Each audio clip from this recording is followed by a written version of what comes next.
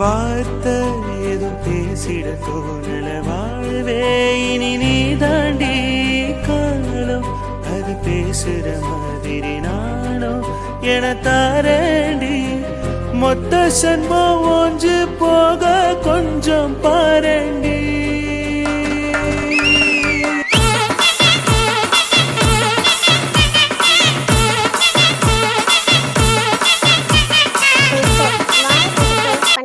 Please. ஆமாக்குட்டி madam, உண்மையாகவே நீங்கள் ஸ்ரீநிதியோட டைரியா? வசந்த், எனக்கு உன்னை பற்றி தெரியும், சரவணனை பற்றி தெரியும், அப்புறம் ஈசை, அவங்க ஃப்ரெண்ட்ஸ் அஜய், எல்லார பற்றியும் எனக்கு தெரியும். நான் ஸ்ரீநிதியோட டைரி தான். Please believe me. இப்போ வாச்சன் தெரிஞ்சுக்கோடா ஒட்டு நீ இந்த சின்னுவோட அருமைய. டேய் சின்னு, எப்படிடா ஸ்ரீநிதி டைரியை பற்றி கண்டுபிடிச்சா? ஸ்ரீநிதிக்கான டைரி எழுதுகிற பழக்கம் இல்லையடா. டேய் ஒரு நிமிஷம் இருடா. டேய் சின்னு, என்னடா இதெல்லாம் எப்படா இப்படிலாம் மாஸ் பண்ணுறேன்?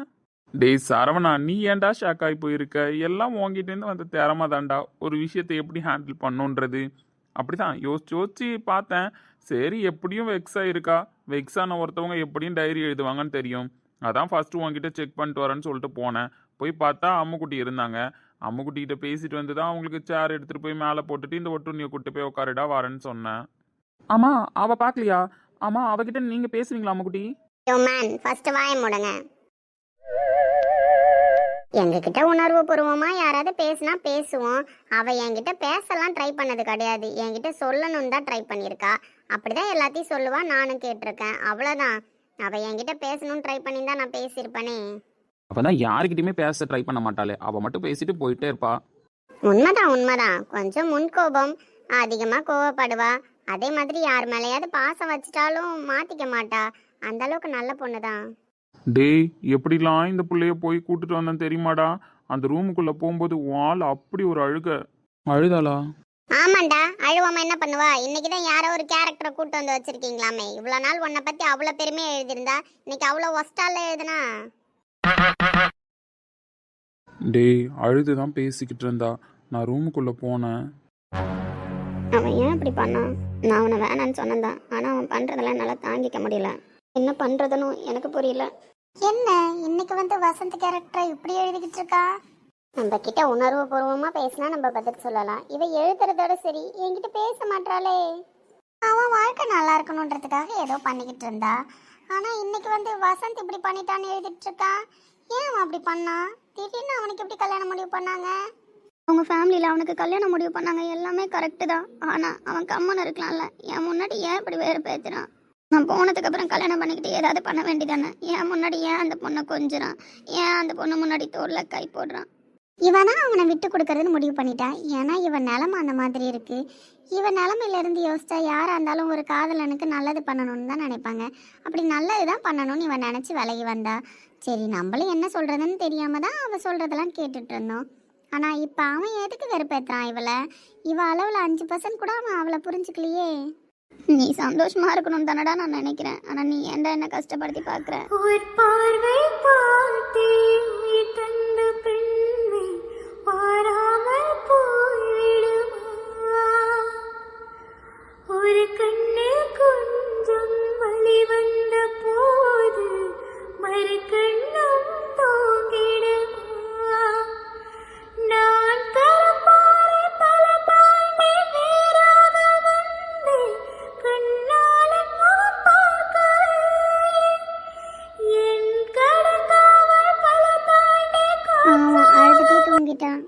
ஏன் இவ்வளோ கஷ்டப்படுறா? இந்த காலத்துல மனுஷங்களாம் இப்படிதான் இருக்காங்களா?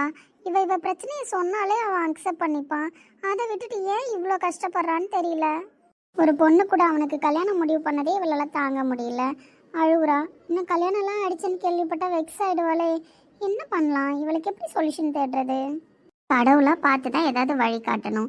ஒரு சின்ன க்ளூ கிடைச்சா கூட இவளை சேர்த்து வைக்க நம்ம ட்ரை பண்ணலாம். இவங்க அப்பா இவளுக்கு ஸ்கூல் டேஸ் படிக்கும்போது என்னை வாங்கி கொடுத்தாரு. அப்போல்லாம் என்னை ஒரு மனுஷியை கூட மதிக்க மாட்டா, ரைட் பண்ணவும் மாட்டா. ஆனால் அவங்க அப்பா அம்மா என்னைக்கு இவளை விட்டு போனாங்களோ அன்னையிலேருந்து என் கூட மட்டும்தான் இருக்கா. என்கிட்ட மட்டும்தான் பேசுகிறா. அப்படியே இருந்து பழகிட்டா. இவளுக்கு ஏதாவது ஒரு நல்ல வழி பிறக்கணும். பாவம், அப்பா அம்மாவும் இல்லாமல் யாருமே கூட இல்லாமல் ரொம்ப கஷ்டப்படுறாளே. வசந்த் நல்லா தானே இருந்தான். எதுக்கு இப்போ வசந்த் இவளை கோவப்படுத்தி பார்க்குறான்? அவளோட பிரச்சனையை தேடலாம்ல. அவன் எந்த அளவுக்கு லவ் பண்ணியிருக்கான்னு அவன் நம்ம கிட்ட சொன்னதுலேருந்தே நம்மளுக்கு புரியுது. அப்படி இருக்கிற பட்சத்தில் இவளுக்கு ஆதரவாக இருக்காம எதுக்கு இப்போ ஒரு பொண்ணை கூப்பிட்டு வந்து அலப்பறையை கூட்டிகிட்டு இருக்கான்? கடவுளே, இவ பிரச்சனைக்கு ஏதாவது சொல்யூஷன் கொடுங்க.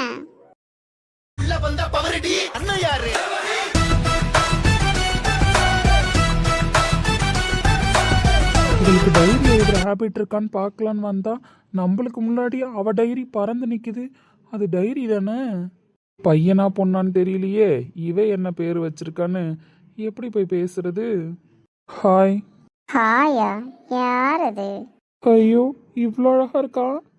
பொண்ணா?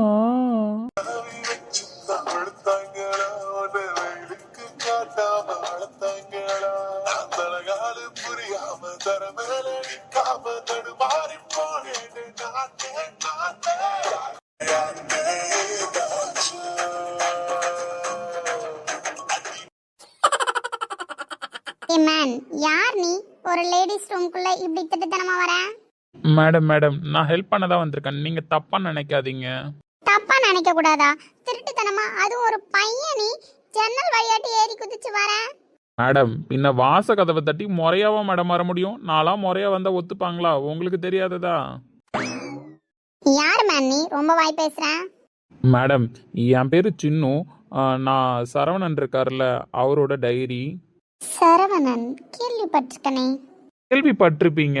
ஆமா, நீங்க யாரு? உங்க பேர் என்ன? நீங்க ஸ்ரீநிதியோட டைரியா இல்ல வேற யாராதா?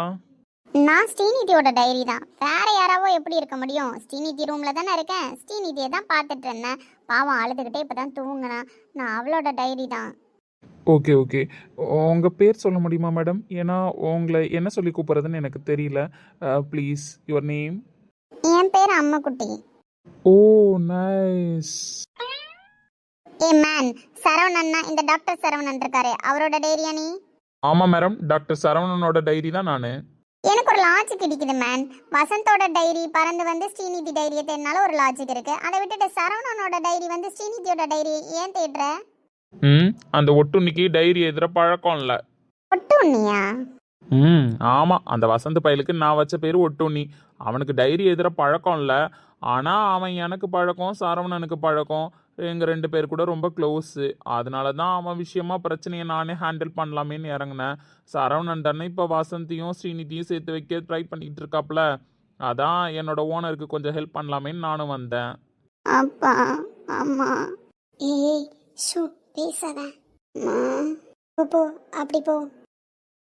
அவ ரொம்ப ட்ரை பண்ணி தான் தூங்குவா. ஏன்னா பாதி நாள் அவ தூங்கியே நான் பார்த்ததில்ல. ஆமாம்ல. ஆமா மேடம், உங்கள் ஓனரான ஸ்ரீநிதியும் கஷ்டப்படுறாங்க தானே? அங்கே ஒட்டுண்ணியும் கஷ்டப்பட்டுட்டு தான் மேடம் இருக்கான். எப்படியாவது உங்கள் பிரச்சனையை தீர்க்கணும். நீங்கள் வாயை திறந்தீங்கன்னா பிரச்சனையை தீர்த்துடலாம். என்ன சொல்லணும்னு எதிர்பார்க்குறீங்க? அவங்கள பற்றி உங்களுக்கு தானே தெரியும். அவங்கள பற்றின உண்மையை சொல்லுங்கள். எப்படியும் ஏன் வசந்த பிரிஞ்சிருக்கன்னு உங்கள்கிட்ட சொல்லியிருப்பாங்கல்ல. சொல்லியிருக்காதான், ஆனால் அது எப்படி உங்களை நம்பி சொல்றது? மேடம், என்கிட்ட சொன்னாதான் மேடம் நான் ஒட்டுண்ணிக்கிட்ட சொல்ல முடியும். மிஸ்டர் சின்னு, இவ்வளோ நாள் வசந்தை பற்றி நல்லா தான் எழுதிட்டு இருந்தாங்க. வசந்துக்காக அவங்க உயிரே கொடுக்க கூட ரெடியாக தான் இருந்தாங்க.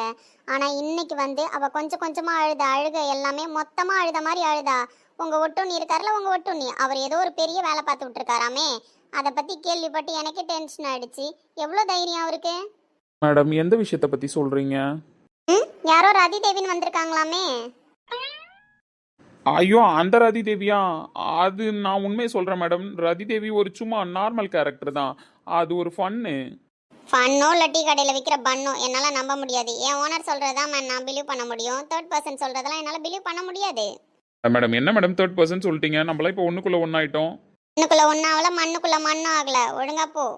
மேடம், எனக்காக என் ஓனரையும் அந்த ஒட்டுண்ணியும் நீங்கள் வந்து மீட் பண்ணுங்கள். அவங்கள்ட்ட பேசிட்டோம். அவங்க மேலே தப்பு இருக்குது அப்படின்னா நீங்கள் உண்மையை சொல்ல வேணாம். அவங்க மேலே தப்பு இல்லைன்னா நீங்கள் ஹெல்ப் பண்ணலாம்ல மேடம். உங்கள் ஓனரும் அழுதுகிட்டே தானே இருக்காங்க.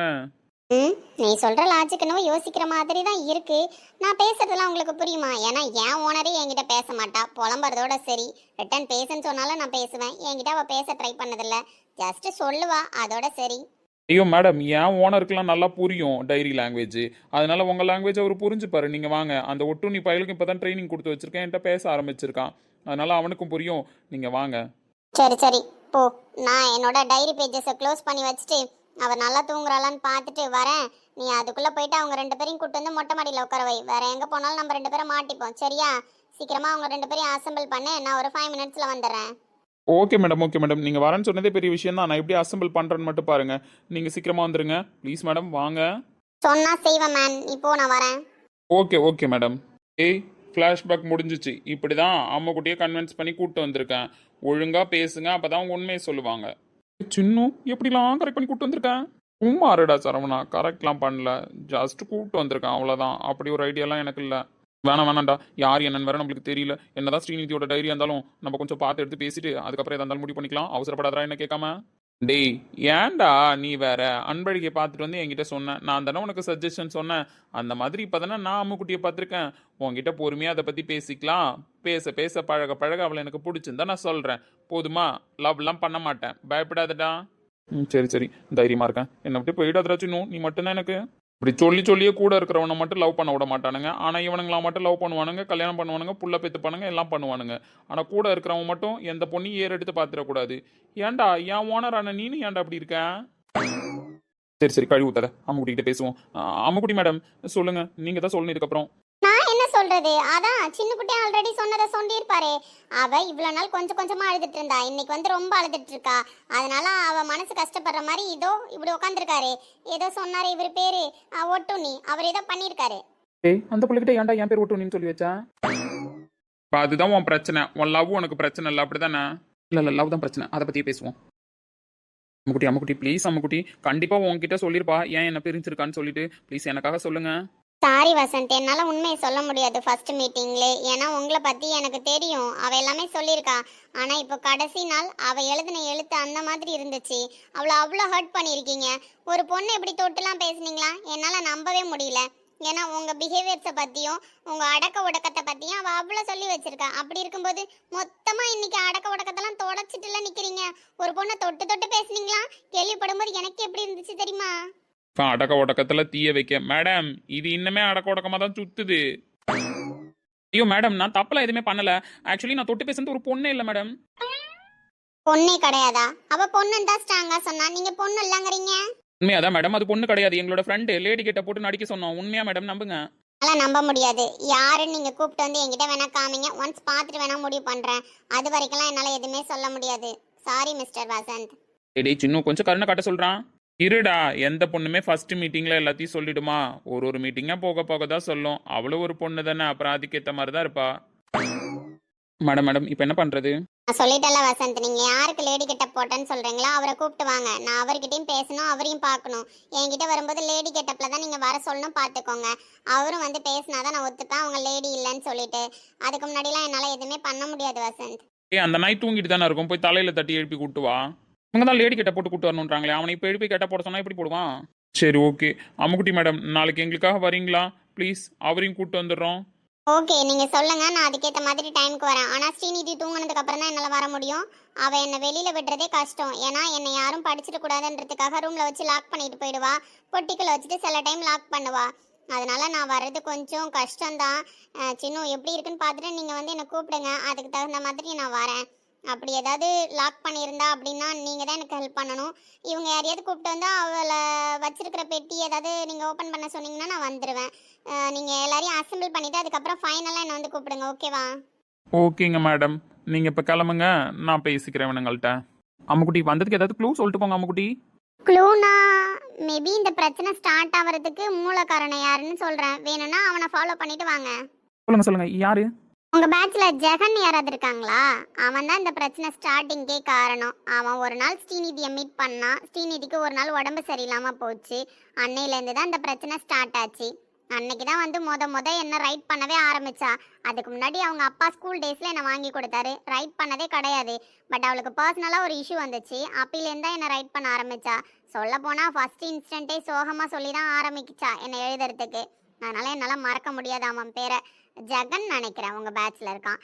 அவனால தான் பிரச்சனை ஸ்டார்ட் ஆச்சு. அன்னையிலேருந்து என்ன ரைட் பண்ணவும் ஆரம்பிச்சா. அதுக்கப்புறம் கண்டினியூஸாக அவள் லைஃப்ல நிறைய பிரச்சனை.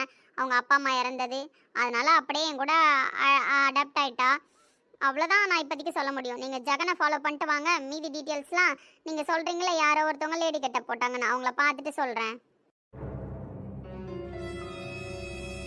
ஜெகனா? ஆமாம், ஜெகன் தான். அப்படிதான் சொல்லி எழுத ஆரம்பிச்சா. அவனுக்கு மட்டும்தான் அவளை பத்தின உண்மை ஏதோ தெரியும்னு சொன்னான். அவளை பத்தின உண்மையா? ஜெகன் அவளை லவ் பண்ண ட்ரை பண்றான், அவ்வளவுதான் எங்களுக்குலாம் தெரியும். அவளுக்கு நடந்த பிரச்சனைக்கு அவனுக்கு சம்மந்தம் இருக்கா? அவளை பத்தின உண்மை அவனுக்கு என்ன தெரியும்? தெரியல மேன், நோண்டி நோண்டி நீ என்கிட்ட உண்மையை வாங்காத. நான் தான் சொல்லிட்டேன்ல, உன்னை செக் பண்ணிட்டு உன் கேரக்டரை பத்தி கொஞ்சம் தெரிஞ்சுக்கிட்டு தான் என்னால் சொல்ல முடியும். நான் ஆம்பளைங்களெல்லாம் நம்ப மாட்டேன். ஏன்னா ஸ்ரீநிதி என்ன அப்படிதான் கோஆர்டினேட் பண்ணி இது வரைக்கும் கைட் பண்ணிக்கிட்டு இருக்கா. அதனால உங்க மேலெல்லாம் எனக்கு ட்ரஸ்டட் கிடையாது. எதுவாக இருந்தாலும் நீங்க அந்த லேடி யாருன்னு சொல்றீங்கல்ல, அந்த ரதி தேவி, அவங்கள கூப்பிட்டுட்டு வந்துட்டு என்னை மீட் பண்ணுங்க. நான் போயிட்டு வரேன். Bye. Madam madam madam sorry mister Vasanth, நீங்க ஸ்ரீநிதி கூட சேர்ந்தா எனக்கு சந்தோஷம் தான். ஆனா ஒரே நாள்லாம் என்னால உண்மையை சொல்ல முடியாது. நான் போயிட்டு வரேன். அம்முக்குட்டி அம்முக்குட்டி அம்முக்குட்டி அவ போயிட்டாடா. இன்னும் எங்க அம்முக்குட்டி அம்முக்குட்டின்னு கூப்பிடுற? நீ ஒன்றும் கவலைப்படாதடா ஒட்டு, நீ கண்டிப்பாக கண்டுபிடிச்சிடலாம். இந்த அளவுக்கு அவள் டைரியை நம்ம கண்டுபிடிச்சிட்டோம். டைரியை பேச வைக்கிறது ஒன்றும் கஷ்டம் இல்லை, கண்டிப்பாக பேச வச்சிடலாம். நீ வருத்தப்படாத. என்னாச்சுடா? டே சின்னு, என் லைஃப்பில் எவ்வளோ பெரிய காரியம் பண்ணியிருக்க தெரியுமா? உன்னால தான்டா இப்போ எனக்கு பிரச்சனையே முடிய போகுது. நீ ஒன்றும் கவலைப்படாத, ஃபீலும் பண்ணாத. உன்னை இப்படிலாம் பார்க்க நான் ரெடியாக இல்லை. அதனால எப்பயும் போல சிரிச்சுக்கிட்டே என்கிட்ட சண்டை போடு. அந்த வசந்தை தான் எனக்கு பிடிக்கும். இப்போ எனக்கு பண்ணியிருக்கிற ஹெல்ப் எவ்வளோ பெரிய ஹெல்ப் தெரியுமா? உண்மையாடா, வேற யார் வாயை திறந்தாலுமே இதுக்கான ஆன்சர் கிடைக்காது. அம்முக்குட்டி வாயை திறந்தா தான் கிடைக்கும். எப்படி உனக்கு இப்படி ஒரு ஐடியா வந்தது? பார்த்துக்கோ, என் சின்னோட அருமையை பேச்சு தெரிஞ்சுக்கோ. எப்போ பார்த்தாலும் அவங்ககிட்ட சண்டை போட்டுக்கிட்டே நின்னல பாரு. இப்போ பாரு, உனக்காக எவ்வளோ பெரிய காரியம் பண்ணியிருக்கான் பாரு. சின்ன லவ் யூடா. லவ் யூடா ஒட்டுண்ணி. அருமை பெருமையெல்லாம் தெரிஞ்சுக்கடா ஒட்டுண்ணி. நான் தான் அப்படின்னு ஆடாத, புரியுதா? இந்த சரவணம் பையலும் அப்படிதான், என்ன பண்ணுறதுன்னே தெரியாமல் காதலில் உட்காந்துருந்தான். கரெக்டாக நீ வரும்போது பறந்து வந்து உன் காலில் வந்து உன்னை டைரியை படிக்க வச்சு எப்படி அவன் காதலை சேர்த்து வச்சேன். உங்களுக்கெல்லாம் மறந்து போயிடுதுடா இந்த சின்னோட அருமை. என்கிட்ட வந்து ஹெல்ப் கேட்காம நீங்களா திட்டம் போடுறீங்க. நீங்கள் போட்ட திட்டம் இப்போ பாரு எப்படி சொதப்பி வச்சிருக்குன்னு. கடைசி ஒரு நாள் அவள் டைரியில் அந்த ரதி தேவி கேரக்டரையும் உன்னை பற்றி எழுதாமல் இருந்திருந்தா இந்நேரம் அம்முக்குட்டி உண்மையை சொல்லிட்டு போயிருப்பா. இப்போ அந்த கேரக்டர் உள்ளே வந்ததில் இவன் உண்மையை சொல்ல மாட்றா. டேய், இருந்தாலும் பொசசிவ் வரணும்லடா. உண்மையை சொன்னாலும் அந்த உண்மையெல்லாம் அவள் ஏற்றுக்கணும்ல. பொசசிவ் வந்தால் தானே ஏற்றுக்க முடியும். இந்த பிளானும் கரெக்டான பிளான் தான் சின்ன. என்னடா? சரி சரி, கரெக்டான பிளான் தான். பொசசிவ் வந்தால் தான் காதலும் அதிகமாகும். அதனால பிரச்சனை இல்லை. உண்மை சொல்கிறபடி அம்முக்குட்டி சொல்லிட்டோம். நீங்கள் பொசசிவ் ஒரு பக்கம் அவளுக்கு வர வைக்கிறபடி வர வைங்க. சின்ன சின்ன உன் ஹெல்ப்பை மறக்கவே மாட்டேன்டா. அப்படி சொல்லி பழகுங்கடா, சொல்லி பழகுங்க. இந்த சின்னதான் எப்பயுமே மாஸ். சரவணன் காதலின் நான் தான் மாஸ், வசந்த் காதலின் நான் தான் மாஸ். டேய், நீ ஒன்றும் கவலைப்படாத. நீ மட்டும் எப்படியாவது அம்முக்குட்டியை வாயை திறந்து பேச வச்சுட்டா ஃபியூச்சரில் நீ ஏன் வீட்டுக்கே மாப்பிள்ளையா வர மாதிரி நான் பார்த்துக்கிறேன்டா. மாப்பிள்ளையாவா? டேய் டேய், உன் வீட்டுக்கெல்லாம் மாப்பிள்ளையா வந்து வாக்கப்பட்டு நான் என்ன பண்ணுறது? நீயே ஒரு ஒட்டுண்ணி, இவன் கூட தான் சுற்றிட்டு கிடக்குற. என்னை மட்டும் மாப்பிள்ளையா கூட்டு போய் அங்கேயடா வச்சிருக்க போகிறேன். நானும் இவன் கூட தான் வந்து சுற்றிக்கிட்டு இருக்க போகிறேன். அதனால உனக்கு கல்யாணம் ஆகிறது வேஸ்ட், எனக்கு கல்யாணம் ஆகிறது வேஸ்ட். தோ உட்காந்துருக்கானே இவனுக்கு கல்யாணம் ஆனதும் வேஸ்ட். நண்பேண்டா நம்பலாம். வசந்தே, ஒரே வழியாக பிரச்சனை தீரப்போகுது. அம்முக்குட்டியே கண்டுபிடிச்சிட்டான் என் சின்னும். சூப்பர்ல. ஏய் சூப்பர்டா சூப்பர்டா. லவ் யூடா சின்னு. லவ் யூடா சரவணா. லவ் யூடா வசந்த்.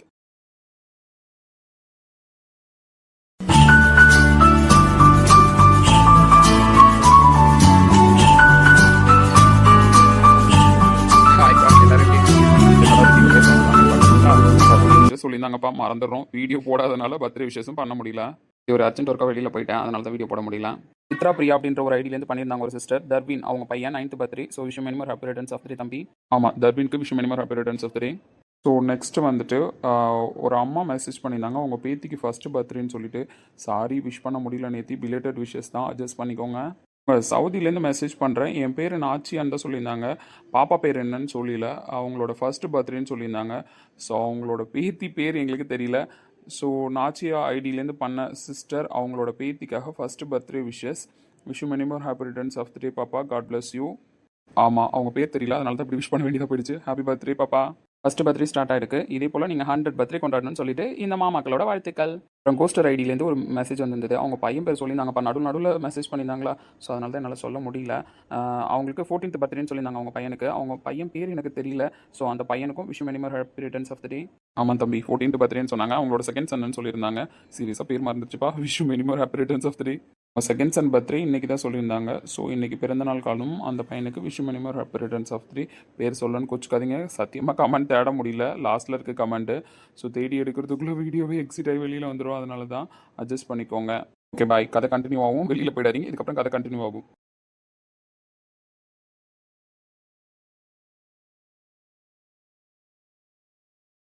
என்ன மச்சான் திடீர்னு கிளம்பி வந்து இப்படி நிற்கிறேன்? டேய், இன்னைக்கு வேலை தான் முடிஞ்சிருச்சுல சீக்கிரமாகவே. டைமிங் எப்பயுமே எக்ஸ்ட்ரா போயிட்டே இருக்கும். இன்னைக்கு என்னன்னு தெரில, ஒரு 1 hour பிஃபோரே முடிஞ்சிருச்சு. சரி, அந்த 1 hour ஏன் சும்மா இருப்போமே அப்படின்னு சொல்லிட்டு தான் இப்போ ஃபன் பண்ணலான்னு வந்திருக்கேன். ஆமாம், எந்த கேப்பில் போய் நீ இப்போ கெட்ட போட்டு வந்த? அதுவா, இன்னைக்கு நல்ல வேளை சிக்கியிருப்பேன் தெரியுமா? கெட்டப்ப போட்டுட்டு ரூம் கதவை திறக்கிறேன், சரவணன் பொண்டாட்டி வெளியில வந்து நிக்குது.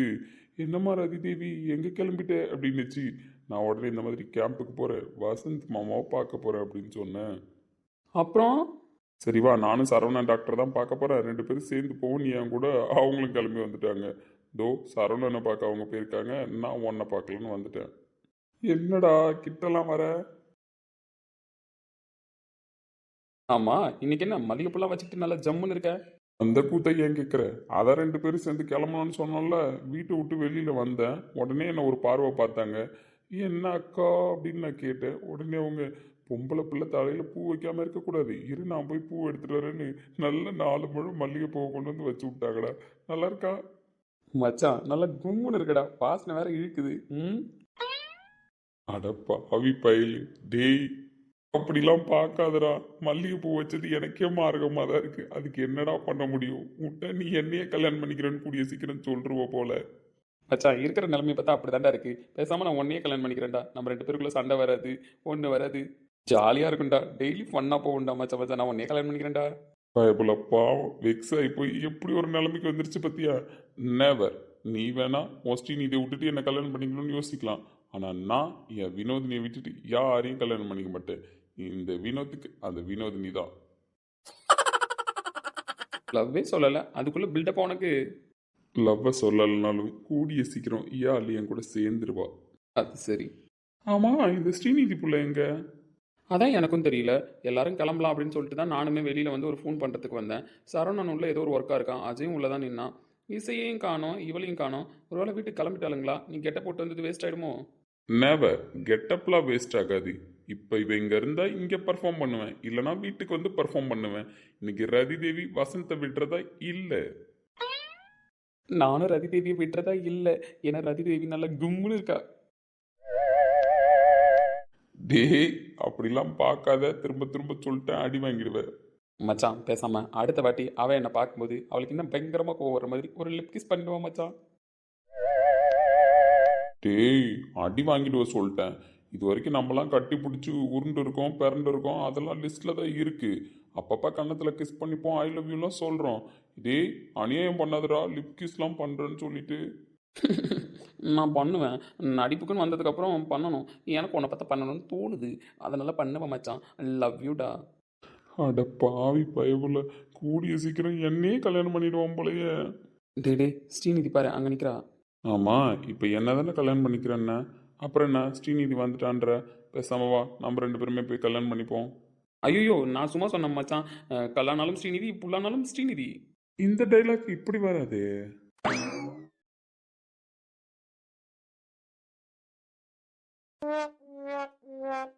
தோ ஆரம்பிச்சிருச்சுங்க.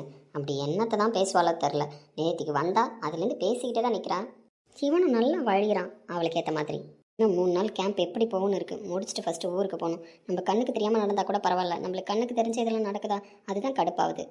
ஆனால் வசந்த்கிட்ட இப்படி ஒரு மாற்றத்தை நான் எதிர்பார்க்கல. டே பார்க்குறான், நம்மள தான் ஃபோக்கஸ் பண்ணி பார்க்குறான். பார்க்கட்டும், ஸ்டார்ட் பண்ணுவோமா? வசந்த் மாமா, என்னடி தங்கம், மாமாவை பிரிஞ்சிருக்க முடியலையா? கேம்ப் முடிஞ்சு மாமாவே வீட்டுக்கு வந்திருப்பேன், அதுக்குள்ள மாமாவை பார்க்க வந்துட்டா என் கள்ளி. நீங்க கள்ளன். என் செல்லம் எது பேசினாலும் ரைமிங்காக தான் பதில் சொல்லும். நம்மளுக்கு பிரச்சனை இருக்குதான், ஆனால் அந்த பிரச்சனையால் ஒதுங்கி போகணுன்னு தான் நினைக்கிறோம். ஆனால் இவன் வேற ஒரு பொண்ணு கூட பேசுறதெல்லாம் நம்மளால அக்செப்ட் பண்ணிக்க முடியலையே. அப்படி இருக்கும்போது இவனை வேற கல்யாணம் பண்ணிக்கோன்னு நம்ம எப்படி சொல்கிறோம்? அவன் அப்படி பேசுறதெல்லாம் என்னால் ஏற்றுக்கவே முடியாது. என்னால் இப்படிலாம் பார்த்துக்கிட்டு இருக்க முடியாது. இவன் என்ன நினைச்சிட்டு இருக்கான்? ரதிமா, மாமா கூட காலையில கேம்புக்கு வந்திருக்கலாம். இவ்வளவு நேரம் மாமாவை மிஸ் பண்ணிக்கிட்டே இருந்தேன்னு தெரியுமா? ரதி எப்படா பார்ப்போம், எப்படா வீட்டுக்கு போவோம், அவ்வளவு ஆர்வமா இருந்தேன். அப்படிங்களா மாமா? அப்படி தந்தி செல்லம். மாமா, இப்பதான் கேம்ப் முடிஞ்சிருச்சுல, நம்ம 2 பேரும் ஜோடியாவே போவோம். ஜோடியாவே போயிட்டு அப்புறம் என்ன எங்க கூட்டு போறீங்க? வெளியில கூட்டு போறீங்களா? நம்ம 2 பேரும் வெளியில போனா கொஞ்சம் ஃப்ரீயா தனியா பேசிட்டு வரலாம், யாரும் டிஸ்டர்ப் பண்ண மாட்டாங்க. சரிடி செல்லம், கண்டிப்பா உன்னை கூட்டு போறேன்னா. வசந்தே, என்கிட்ட வந்து பேசேன். என்ன இவ்வளோ கிட்ட போய் நிற்கிறான்?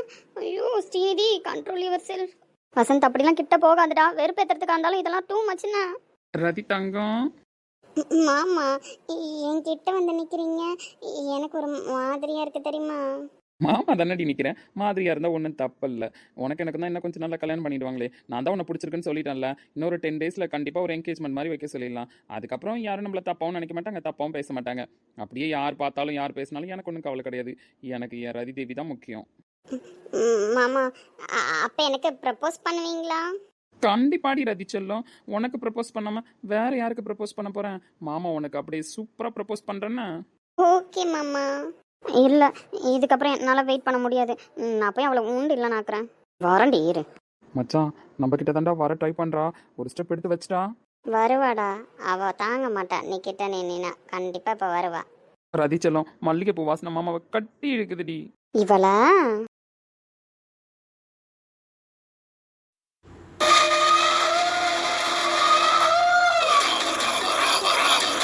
அம்மா ஸ்ரீநிதி இங்க என்ன பண்ற? நம்ம பேசுறது கேட்கவே கேட்கலையே அவளுக்கு. ஏய் ஸ்ரீநிதி. சொல்லு ஜெகன்.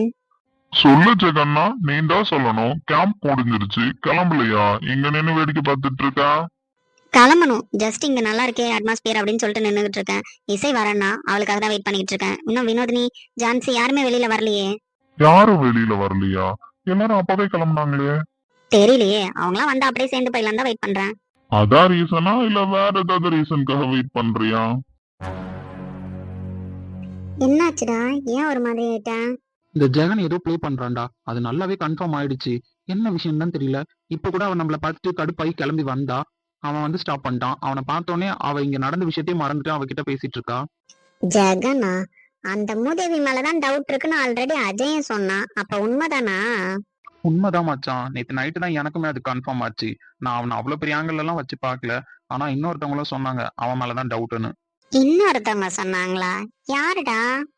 சொல்றேன்டா, உனக்கு சொல்லாம என்ன பண்ண போறேன். ஆனா இப்போதைக்கு அந்த டாபிக் வேணாம். அவனை நோட் பண்ணும் மச்சான். எப்படி நோட் பண்றது? இப்ப அவகிட்ட அவன் என்ன பேசுறான்னு எப்படா தெரிஞ்சுக்கிறது?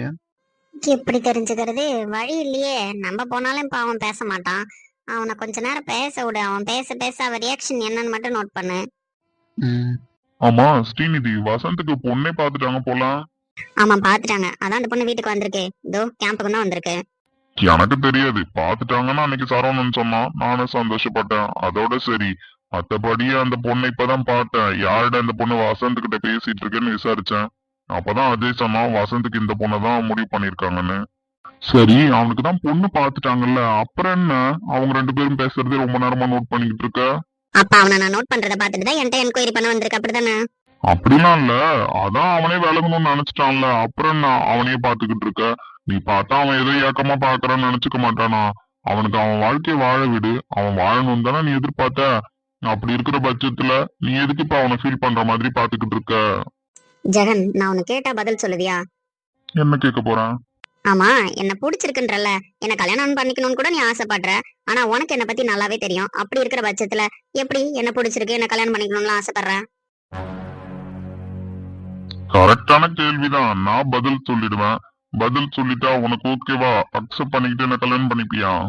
நான் தான் சொல்லிட்டேன் என் முடிவு என்னன்னு. எனக்கு யாரையுமே கல்யாணம் பண்ணிக்கிற ஐடியாலாம் கிடையாது. அது உனக்கே தெரியும். அப்படி இருக்கும்போது நீ தேவையில்லாம உன் மனசுல ஆசை வளர்த்துக்கிட்டு இருக்க. அதுவும் வசந்தெல்லாம் மறந்துட்டு நான் உன்னை கல்யாணம் பண்ணி கனவு கண்டுட்டு இருக்கியா? நீ ஆசைப்பட்ட காதல் தான் கை கூடல. உன்னை நினைச்சிட்டு இருக்கிற என் காதலாச்சும் கை கூடலாம்ல. ஏன்னா எனக்கு எந்த எக்ஸ்பெக்டேஷனும் இல்ல. உன்னை கல்யாணம் பண்ணா போதும், உன் கூட வாழ்ந்தா போதும் எனக்கு. அவ்வளவுதான் என்னோட எக்ஸ்பெக்டேஷன். பட் அவனோட எக்ஸ்பெக்டேஷன் வேற மாதிரி இருந்தது. அதனால அவன் சந்தோஷத்துக்கு இடம் கொடுத்து நீ விலகி நிக்கிற. எனக்கு அப்படிலாம் எந்த கற்பனையும் இல்லையே. சோ உனக்கு கல்யாணம் பண்ணா போதும், அப்படிதானே? அடுத்தடுத்த கட்டெல்லாம் எதுவும் உன் வாழ்க்கையில வேணாம். நான் உன்னை கல்யாணம் பண்ணிக்கிட்டா போதும், திருப்தியா வாழ்ந்துருவேன், அப்படியா சொல்ல வர? என்னோட பாயிண்ட் ஆஃப் வியூல மேரேஜ் அவ்வளவுதான். ஒருத்தவங்களுக்கு ஒருத்தவங்க தோணு, அவ்வளவுதான் நான் நம்புறேன். அடுத்தடுத்த ஸ்டெப்லாம் நான் யோசிக்கவே இல்லை. ஜஸ்ட் எனக்கு பிடிச்ச பொண்ணா நான் கல்யாணம் பண்ணிக்கணும், அவ கூட சந்தோஷமா வாழணும், அவ்வளவுதான். எனக்கு அடுத்த கட்டம் எந்த எதிர்பார்ப்பும் கிடையாது. அதான் என் முடிவை சொல்லிட்டேனே. என்ன பதில் நீ தான் சொல்லணும் இதுக்கப்புறம். உனக்கு வேணா எதிர்பார்ப்பு இல்லாம இருக்கலாம். ஆனா எனக்கு யாரையும் கல்யாணம் பண்ணிக்கிற மைண்ட் செட் இல்ல. தயவு செஞ்சு நீ உன் வேலையை பாரு, நான் என் வேலையை பாக்குறேன். ஸ்ரீநிதி, நீ என்ன கடைசி வரைக்கும் இப்படிவா இருந்துட போற? உனக்கான லைஃப தேட தானே போற. தேட போறேன்னு நான் உன்கிட்ட சொன்னா, ஏன் தனியா இருந்தா என்னால இந்த உலகத்துல சர்வே பண்ண முடியாதா? சர்வே பண்ண முடியாதுன்னு நான் சொல்லல. இருந்தாலும் உனக்குன்னு ஒரு லைஃப் வேணும்ல, அது ஏன் என் கூட இருக்க கூடாதுன்னு தான் நான் கேக்குறேன். அப்படி ஒரு எண்ணம் உனக்கு இருந்தா தயவு செஞ்சு அந்த எண்ணத்தை மாத்திக்கோ. என்னால யாரு கூடயும் சேர்ந்தெல்லாம் வாழவும் முடியாது, யாரு கூடயும் சர்வே பண்ணவும் முடியாது. என் லைஃப்ல எப்பவுமே வசந்துக்கு மட்டும்தான் இடம், வசந்த் மட்டும்தான் இருப்பான். அதை யாரையும் என் மனசுல இருந்து அழிக்க முடியாது. நான் வேணான்னு சொல்றேனே தவிர அவனை நான் முழுசா தூக்கி போடலன்னு உனக்கு நல்லாவே தெரியும். அப்படி இருக்கிற பட்சத்துல நீ வந்து என்கிட்ட இப்படிலாம் பேசி ட்ரை பண்றது சுத்தமா வேஸ்ட். அவன் தான் அவனுக்கான லைஃபை தேடிக்கிட்டான்ல, நீ உனக்கான லைஃபை தேட வேண்டியதானே? என் லைஃப்ல ஒரே ஒரு காதல் தான் ஜெகன், அது வந்துட்டு போயிடுச்சு, அவ்வளவுதான். அந்த நினைவோட நான் வாழ்ந்துப்பனே தவிர இன்னொரு காதலை தேடி எப்பவும் நான் போக மாட்டேன். இந்த ஸ்ரீநிதி எப்பயுமே தனியா தான் இருக்க போறா, அது முடிவான விஷயம். அதுல நீ தேவையில்லாம தலையிட்டு உன் வாழ்க்கையும் வேஸ்ட் பண்ணிக்காத. அவனை நீ வேணான்னு தூக்கி போட வச்சுட்டேன், அதே மாதிரி அவனும் நீ வேணான்னு தூக்கி போட்டுட்டான். இப்படி இருக்கும்போது உன் மனசை மாத்துறது ஒன்றும் பெரிய விஷயம் இல்ல. கரைக்கிறவங்க கரைச்சா கல்லும் கரையும்னு சும்மாவா சொல்லி வச்சாங்க? அவன் மஸ்ட் கல்யாணம் பண்ணட்டும், அதுக்கப்புறம் நான் உன் மனசை கரைக்கணுமா கல்லாவே வச்சிருக்கணுமான்னு முடிவு பண்றேன்.